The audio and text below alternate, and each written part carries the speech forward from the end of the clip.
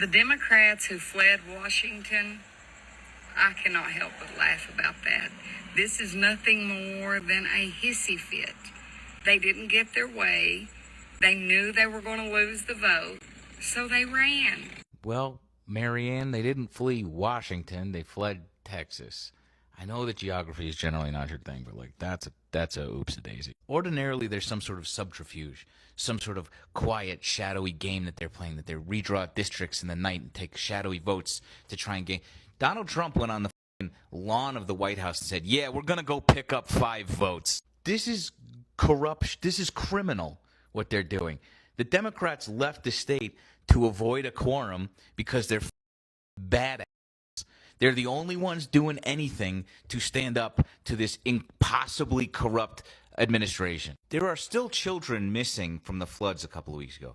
Texans are suffering and need help, and these are redrawing maps to pick up House seats. How the are you sitting here defending this? They can't win, so they cheat, and they count on you to pretend that that's not what's happening. Personally, I support people who don't break the law and try and cheat to win. I know that that's foreign to you guys, but I'm happy about it. I'm psyched for Texas Democrats. I wrote them a letter. I sent it right here, by the way. Pause to read. You can do the same. Just say thanks. Hey, thanks, guys, for sticking up for us for once. Fuck. Time to highlight one of my favorite political creators on the talk. We've got Minnesota electing a Somali mayor who looks exactly like I am the captain now. I looked it up. I was like, why do Somalians all look like scared light bulbs? And I can't find an answer.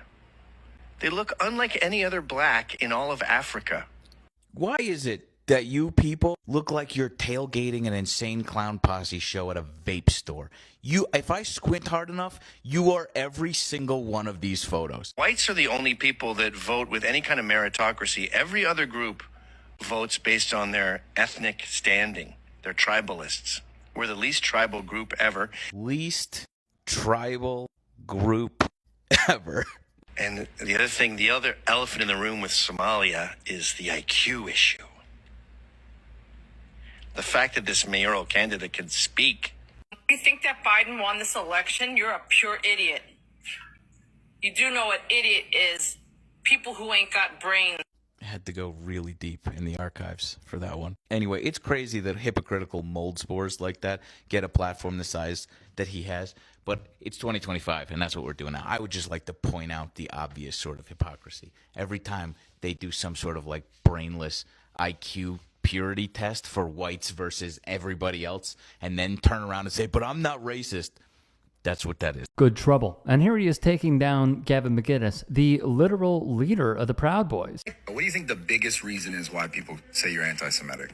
Well, it's just like everything else. There was a time. Great job, Brad. I don't expect Brad here to understand the danger of platforming somebody like Nick Fuentes and then asking questions. But why do they think you're anti-Semitic? Because Bradley's brain is mostly SARMs at this point, and he's not capable of having this conversation. Clearly, because people have brought this up to him. Hey, maybe stop platforming anti-Semites and just unapologetic racists and goons like this. And yet Bradley's like, I can fight you.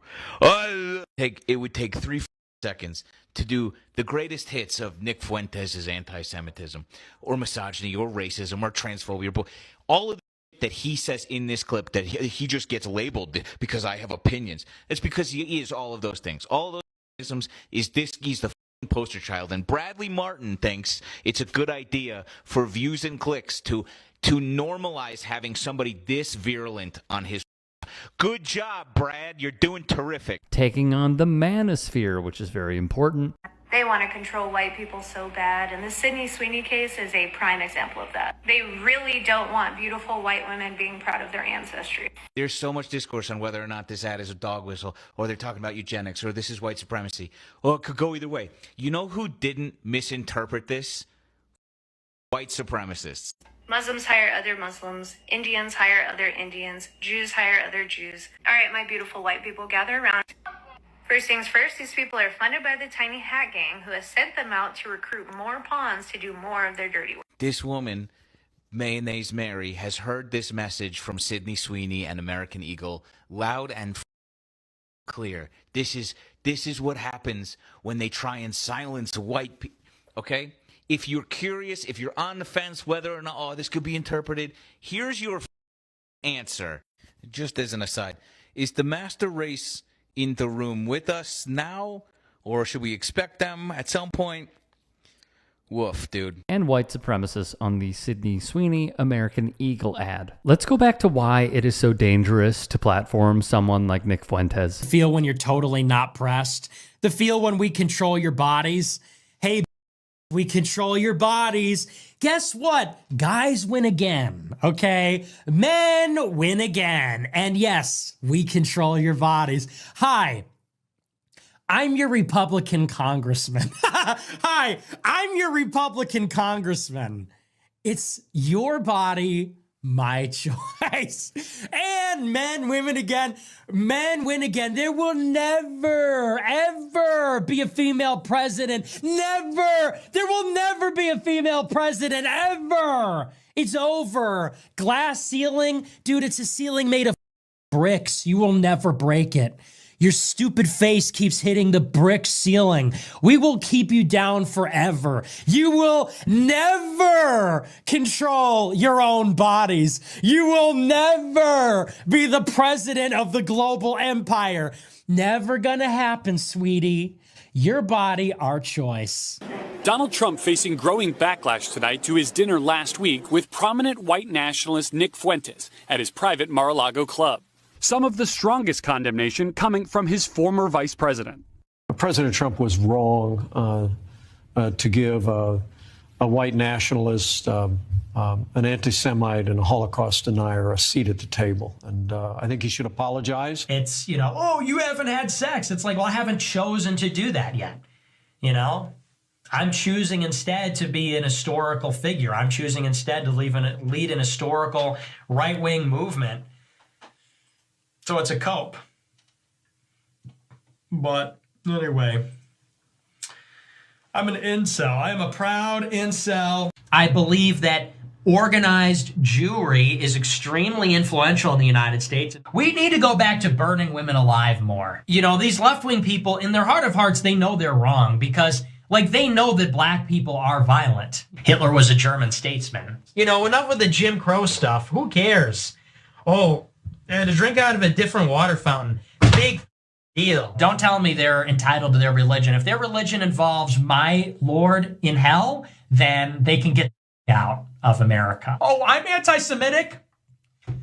Yeah, I on your Talmud. You think I'm anti-Semitic? You think I care what Antichrist believes? Send the military into these black neighborhoods, make the streets safe. They'll complain about it. It doesn't matter. Hitler was a pedophile and kind of a pagan. It's like, well, he was also really cool. Full transparency before I get into this, I have gone on a few different lives with Good Trouble on TikTok. I am not biased in any way when I say that I think that he is doing a lot of very good work by taking down a lot of these different talking points from a different perspective as well than other leftist creators on different platforms. Secondly, Bradley Martin hosting a white nationalist, a Hitler-loving guy, and just tossing him like softballs. This is how you usher in your audience. And I know some of the comments are going to be like, oh, they were already there. They weren't there. So now they're going to think this guy is credible because someone they find credible is lending their platform and not checking them. And that's a big problem. God, I sounded so Chicago. That's a big problem that I have with a lot of people who are in media, whether on the left or not, when you are trying to find this middle ground, that's okay. But we also need to acknowledge hey, they said some pretty terrible stuff about Jewish people. They've said some pretty terrible stuff about black people. They've said some pretty terrible stuff about Mexican people. They've said some pretty terrible stuff about Arabic people. Maybe you should check them on it before you try and have this little kumbaya moment. Like, this is dangerous, man. For example, when I saw the infighting on the right, which, by the way, let him fight. When I saw the infighting between Jason Whitlock and Nick Fuentes, I showed the Fuentes clip, and then I also showed why he is trash, and you don't have to pick somebody in this fight. You could just sit back and watch it and see how two terrible, loathsome, lonely human beings are going at each other's necks. That's the context that I put in because I think it's important. And those who don't, like a Bradley Martin, who are just going to let him skate on by, infuriating. It's infuriating because this isn't what it's supposed to be about. He's doing this because he knows that a lot of his audience may agree with Nick Fuentes. And he's going to capture their audience. I'm sorry, his audience too. That's the whole goal. It's not to just ask questions. That's part of it, to be a doofus. It's also to try and garner as many eyeballs as possible. Bradley Martin's playing the long game, although he's playing it very foolishly.